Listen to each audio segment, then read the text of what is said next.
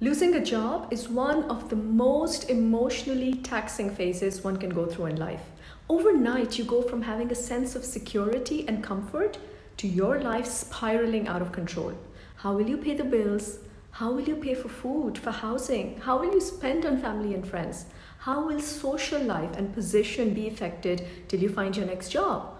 All these questions start haunting you, but perhaps the scariest question of all is how long will it take before you find another job? Transition from a dead-end job to a purposeful, thriving career. I'm Samya, founder of Unwind the Grind and your career change coach with, is it 14 now? 14 years of leadership, coaching, and marketing expertise globally, helping you navigate all things careers. Find your why, discover your career purpose, brand and sell yourself, craft your story, pitch, resume, cover letter, and LinkedIn. Land the right job. Network online like a pro. Ace job interviews.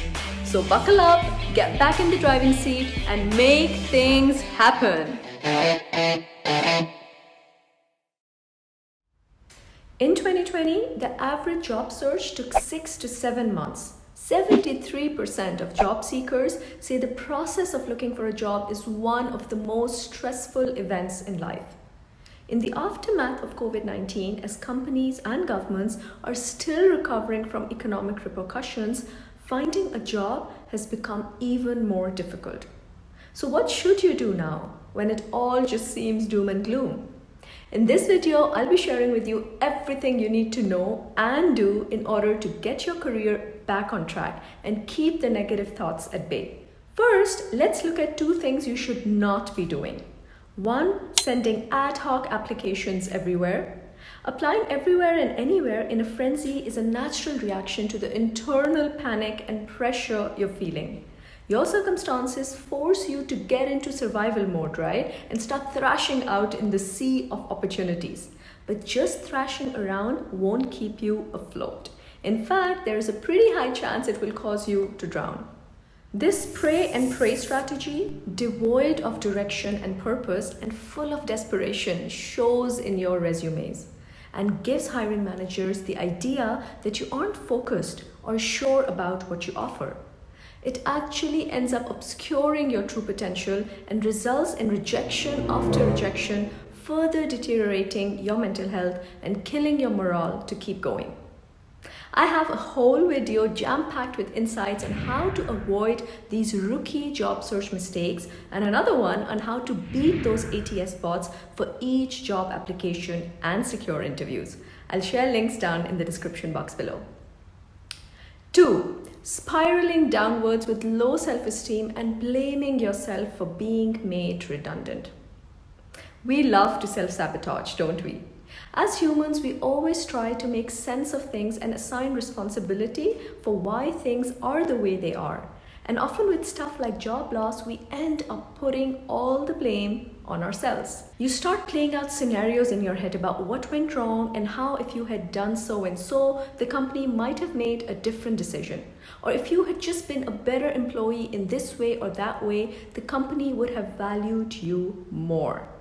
Essentially, you end up tying your self-worth to the value a corporation gave you when making a layoff decision. Now, this mindset is wrong for so many reasons, but primarily because it is just so unlikely that the company decided to let you go because you brought no value to them. Such decisions are made under the duress of so many factors, especially in these tough times where businesses are going through a lot and redundancies are happening in droves everywhere. A layoff does not represent your worth. It does not signify that you're not good enough or not needed. All it says is that it's time to move on. Staying mindful and present is key in turbulent phases of life like these. Connect with yourself and have a moment to reflect on where you are in life. What have you gained during your work experience? What are some of the lessons, skills, strengths that you now have that you didn't have before? Taking time to do this self-audit helps you ground yourself with gratitude and hope.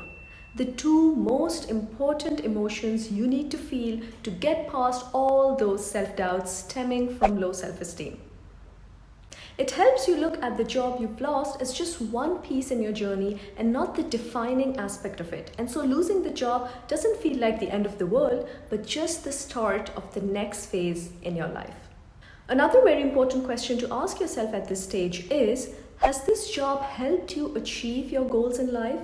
Or have you been essentially stuck in it because of financial security and never actually liked doing the work you were doing?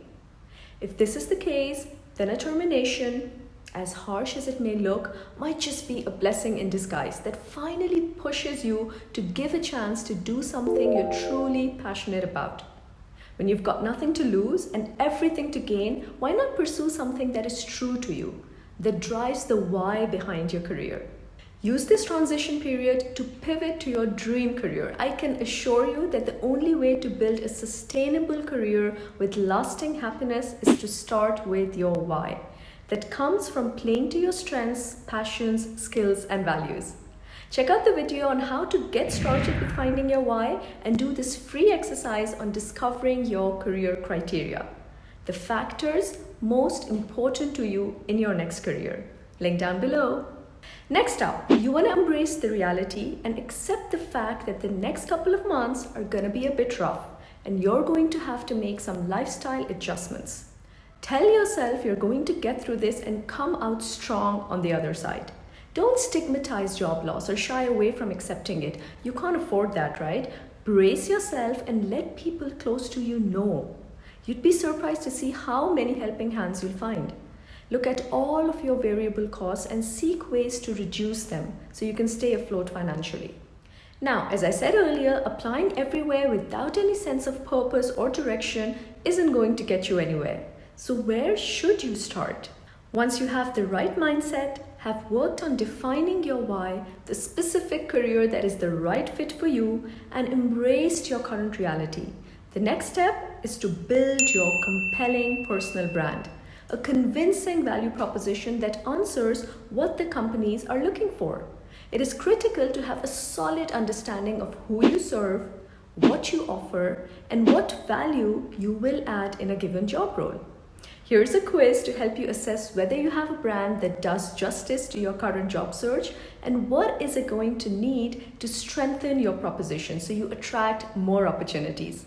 Check out the link in the description box below.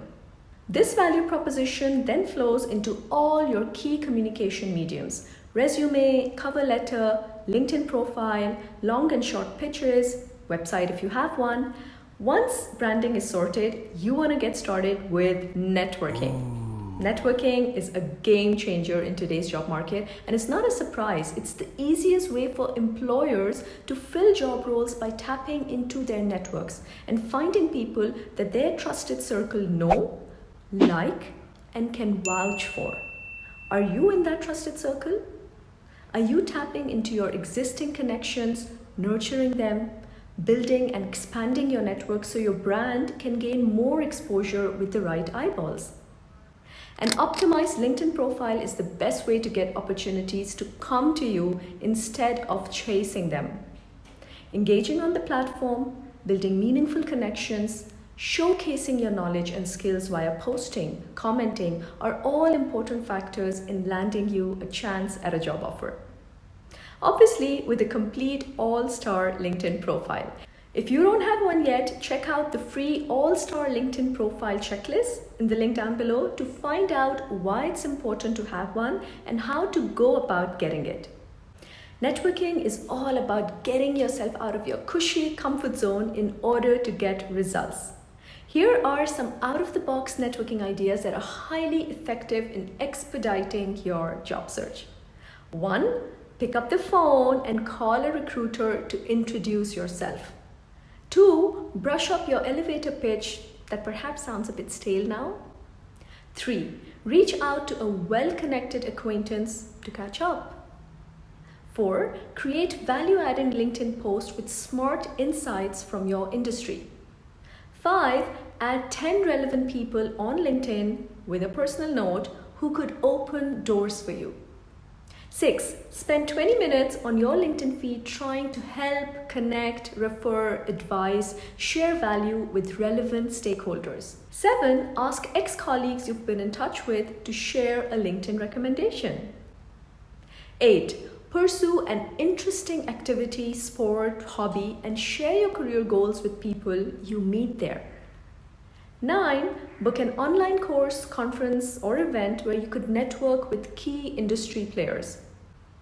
And 10. Ask connections you've been in touch with to introduce you to a potential hiring manager. Let's wrap up this power-packed video where we covered so much ground. If you've lost your job, remind yourself that it's not the end of the world. Many people go through it and succeed. Work on establishing a good mindset first and foremost.